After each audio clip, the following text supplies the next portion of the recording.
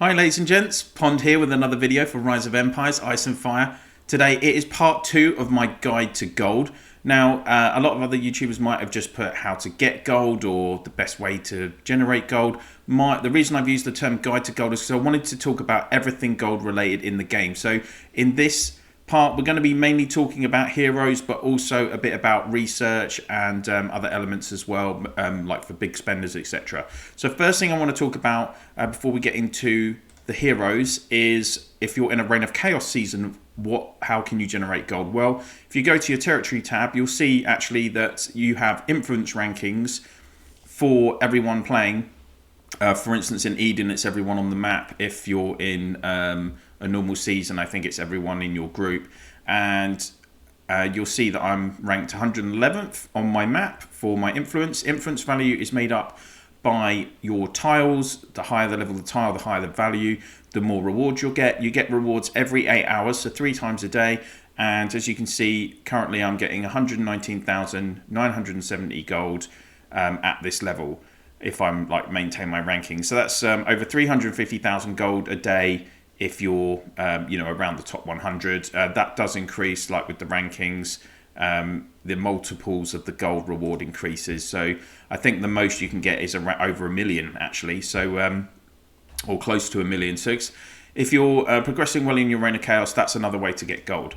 Now let's talk about heroes. So there are actually three specific heroes that are gold heroes, and let's actually go into the castle for this.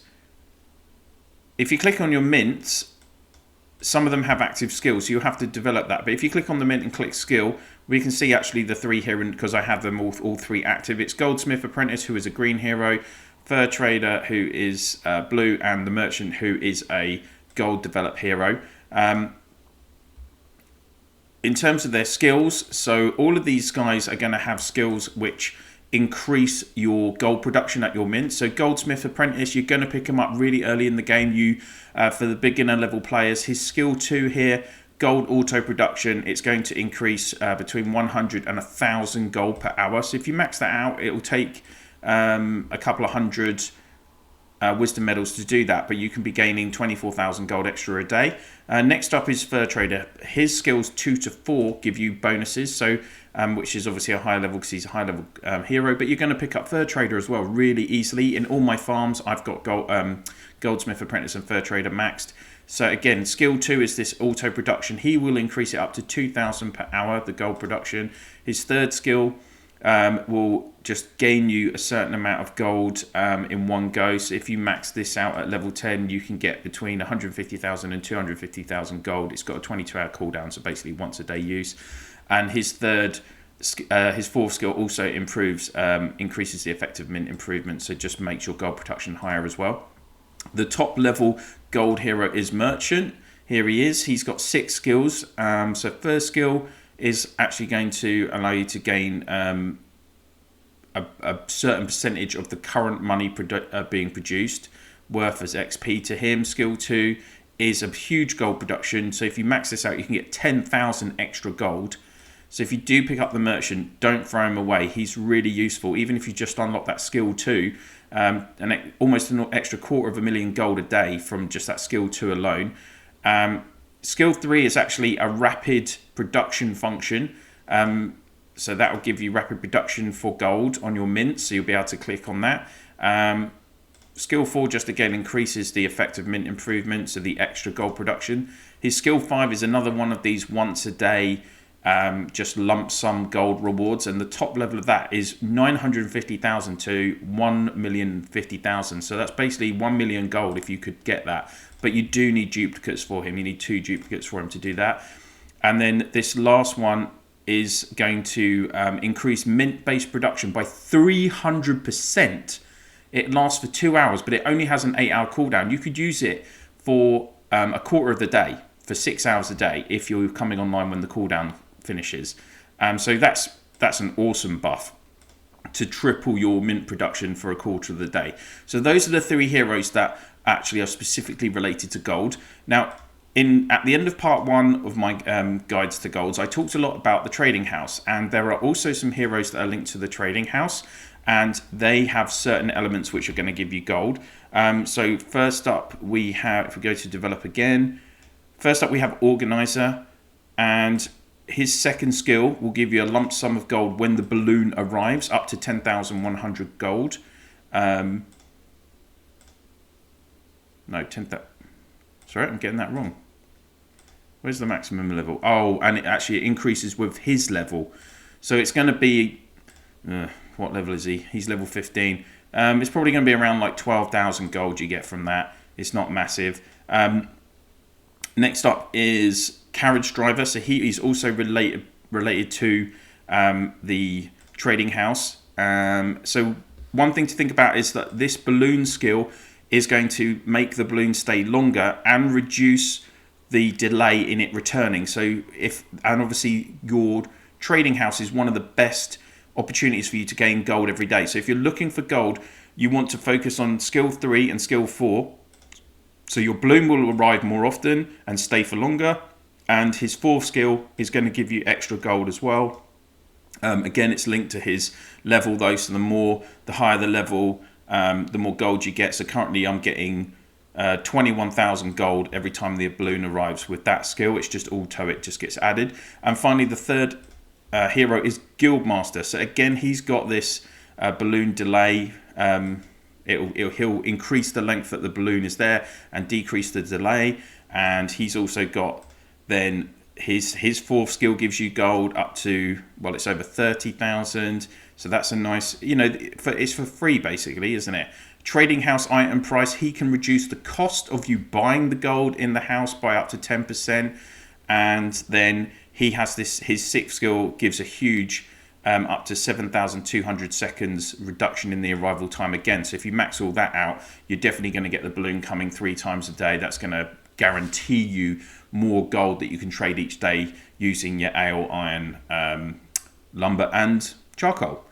So those are all the heroes in terms of the gold production and the trading house. There is 2 or 3 other heroes I want to talk about.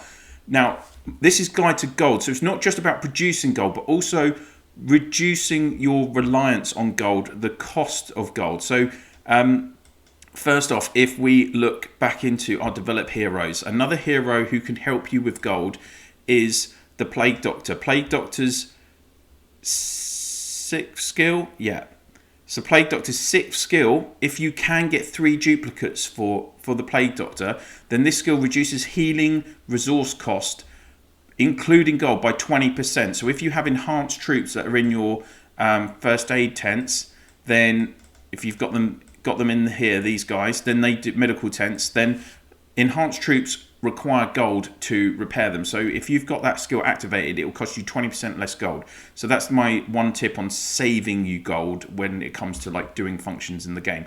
The other 2 heroes are building related heroes.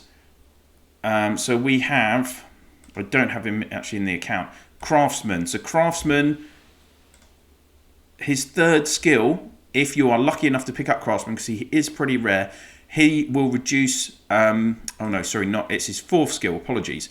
His 4th skill can reduce building gold cost by up to 10%. Now, bearing in mind, for instance, a lot of level 25 buildings, you're talking about 30, 40, even 50 million gold for a level 25 Farmers Guild market or the Raiders Hall. That's going to save you 5 million gold just on each of those. So that's a really good skill. And the other one is Mr. Michelangelo, the castle builder. Again, his skills. So his 7th skill will reduce building gold cost by 20%. Again, unbelievable. If you have both Craftsman and the castle builder, then you can save yourself 30% gold cost. Now, again, this does require duplicates. You need 2 of him to unlock it. And you're probably going to unlock his 6th skill first, because that does reduces all the other resources by 20%. So that's a bigger benefit. But there is this option with Castle Builder, 7th skill, reduce gold cost by 20%. If you can do that early on in the game, if you can get duplicates of Castle Builder earlier on in the game, then he's going to save you tens of millions in gold by using those skills. So that is all the kind of hero abilities in the game that can reduce your skills. Reduce your gold cost, sorry. Now let's talk about research as well. So there are a few specific elements of research. So if we go into the Institute, first off, right at the top, town development. So again, for you newer players that are just starting out, this Midas Touch research. So this is going to increase your gold income from your mints, and it will increase it by 30%. So Midas Touch, you want to do that in the town development section. And then in zone commemoration, as I've talked about before, it's absolutely key to get to the end of zone commemoration and get this one more reward. So get double rewards when claiming individual province rewards. So it'll literally give you it'll literally probably give you at the top level, it's giving you over 5 million extra gold a day. It really makes a huge difference. On the days where you're not actually spending gold, so like training on Hero Day on a Thursday, if you're training just normal units on a Friday, then it will save you, you'll generate loads of gold just from getting the 9 chest rewards from Clash of Province, because you're not spending that much gold to achieve those points, if that makes sense. Same with gathering on Monday. So zone commemoration, absolutely key. The other kind of thing to think about is in accessories production. So the last sections of accessories production, material salvage. Materials can be disenchanted into Dragonites. And then bulk salvage, increased Dragonite obtained through disenchanting. And then skilled salvage, increased Dragonite return when equipment are disassembled. So this is all about, you can actually exchange materials for Dragonite. If you disassemble equipment that obviously cost you Dragonite to craft, then you'll get some Dragonite back. And that's important when it comes to gold, because you need gold in your Dragonite workshops, right, to produce it. Now, the other kind of things to think about are in terms of saving yourself gold. The higher the levels of your crystal workshops and your Dragonite workshops, the more efficient they are at actually producing the items. So you can see the production consumption at level 25 is actually minus 60% on the base level that you're starting with at level 1. So you're getting a much better return on the gold that you're investing in terms of the Dragonite production. So that another tip for you in terms of gold, in maintaining your gold smartly in your account, is increase your Dragonite workshops and your crystal workshops as high as you can to make them as efficient as possible in terms of how they use your gold and the output that you get from them. The other thing I want to talk about on this, a couple of other things I wanted to talk about on this video, enhanced troops. So if you have troops at the military university being enhanced, they do cost gold to enhance. Now, it costs you gold to enhance them. It costs you gold to heal them, as we've already covered at the medical tents. So what you need to think about is be smart with your enhanced troops. If you look, when you're playing against experienced players will not put enhanced troops on their front row. The pure reason for that is the losses are too high. Your front row takes the most damage every single battle. It's taking all of that basic attack damage. It's taking a fair proportion of the hero skill damage. So do not put enhanced troops on your front rows.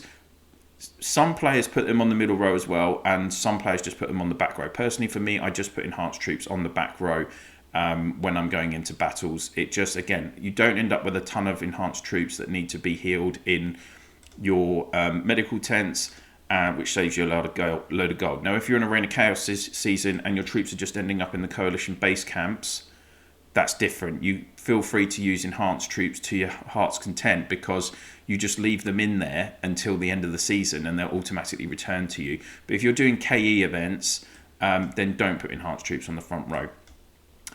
Other thing is, I want to talk about the options for spenders as well in terms of gold. How can you get gold in your account? Well, first option is VIP shop. If you are lucky enough to have either collected the badges or purchased the badges through packs, you open the VIP shop, and at level 2 you unlock the VIP item of 250,000 gold. So if you go into items, you can see here I can actually use VIP points to purchase gold, and I can purchase, it's a Saturday today, I can purchase 8 lots of 250k, so I could purchase 2 million gold today. I'll be honest, I don't know if there's a different day where you get a better deal on gold, because it does say hot sale there, but I mean, I think that's just a permanent sticker if I remember rightly. Yeah, in fact, it is just a permanent sticker. So I don't know if there's a different day of the week where you get a better deal on gold, but you certainly can at least obtain 2 million gold through the VIP shop.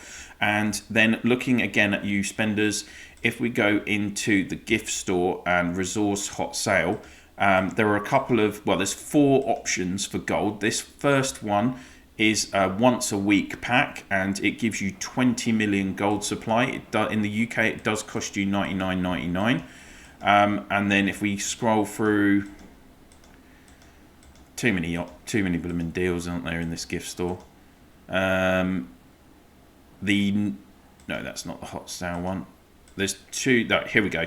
You also get this lower pack, which is a 3 million gold supply, and this is a once a week, which is $9.49. And then if we scroll back, there's also limited supply, but I'm not sure how many it is a week, but these ones are $9.49 and it only gives you 2.7 million. And this, which I think is a terrible deal, is £100 for only 9 million gold. So whatever you do, don't buy these if you're a super spender.